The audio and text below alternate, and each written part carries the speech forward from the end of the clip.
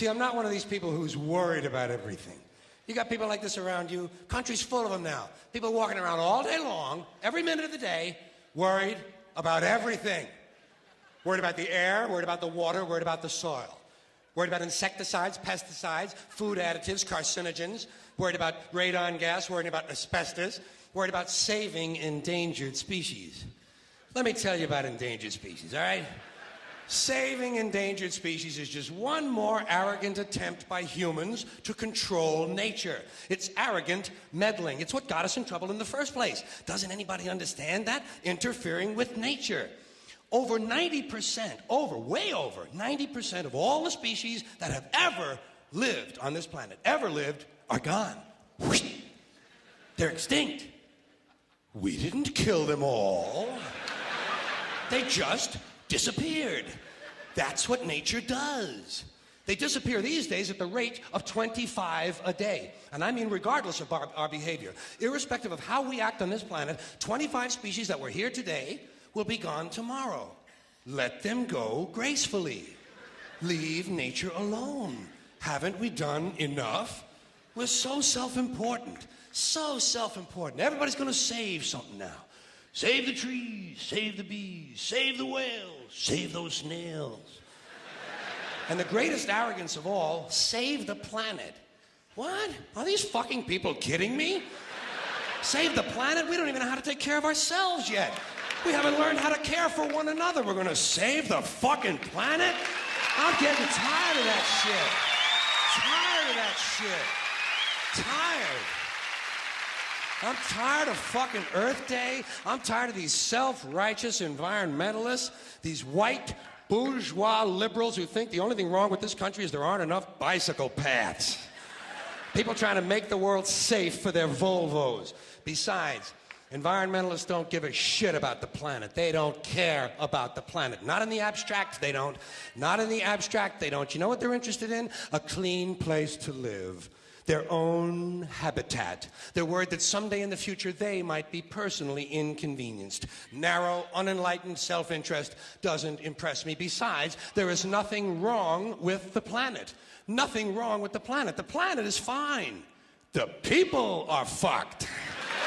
Difference. The planet is fine. Compared to the people, the planet is doing great. It's been here 4.5 billion years. Did you ever think about the arithmetic? Planet has been here 4.5 billion years. We've been here, what, 100,000? Maybe 200,000? And we've only been engaged in heavy industry for a little over 200 years. 200 years versus 4.5 billion. And we have the conceit to think that somehow we're a threat? That somehow we're going to put in jeopardy this beautiful little blue-green ball that's just a-floating around the sun? The planet has been through a lot worse than us. Been through all kinds of things worse than us.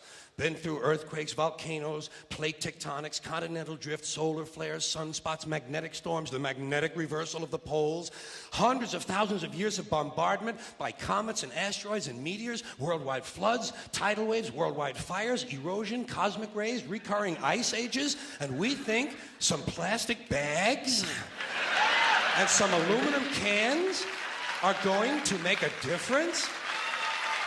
The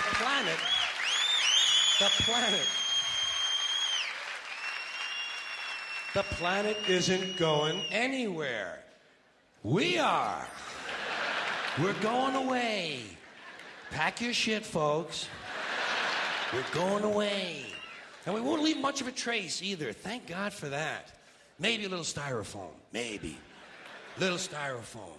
Planet will be here and we'll be long gone. Just another failed mutation. Just another closed-end biological mistake. An evolutionary cul-de-sac. The planet will shake us off like a bad case of fleas.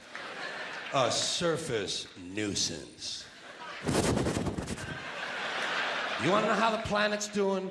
Ask those people at Pompeii who are frozen into position from volcanic ash how the planet's doing. Want to know if the planet's all right? Ask those people in Mexico City or Armenia or 100 other places buried under thousands of tons of earthquake rubble if they feel like a threat to the planet this week. How about those people in Kilauea, Hawaii, who build their homes right next to an active volcano and then wonder why they have lava in the living room? The planet will be here for a long, long, long time after we're gone, and it will heal itself, it will cleanse itself, because that's what it does. It's a self-correcting system. The air and the water will recover, the earth will be renewed, and if it's true that plastic is not degradable, well, the planet will simply incorporate plastic into a new paradigm, the earth plus plastic. The earth doesn't share our prejudice towards plastic. Plastic came out of the earth. The earth probably sees plastic as just another one of its children. Could be the only reason the earth allowed us to be spawned from it in the first place. It wanted plastic for itself. Didn't know how to make it. Needed us. Could be the answer to our age-old philosophical question, why are we here? Plastic. Assholes.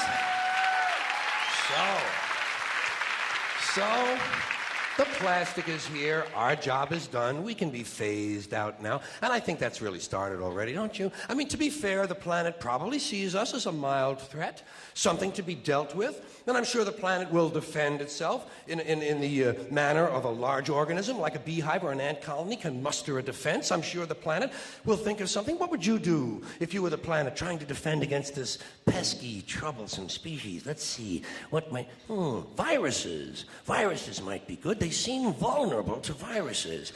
And viruses are tricky, always mutating and forming new strains whenever a vaccine is developed. Perhaps this first virus could be one that compromises the immune system of these creatures. Perhaps a human immunodeficiency virus, making them vulnerable to all sorts of other diseases and infections that might come along. And maybe it could be spread sexually, making them a little reluctant to engage in the act of reproduction. Well, that's a poetic note. And it's a start. And I can dream, can't I? See, I don't worry about the little things. Bees, trees, whales, snails. I think we're part of a greater wisdom than we will ever understand. A higher order. Call it what you want. You know what I call it? The big electron. The big electron. Whoa. Whoa.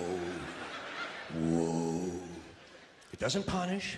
It doesn't judge at all. It just is. And so are we. For a little while. Thanks for being here with me for a little while tonight. Thank you. Thank you very much. Thank you.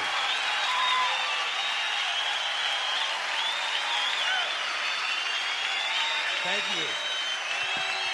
You in New York City, take care of yourself. Take care of yourself. And take care of somebody else. Thank you. Good night.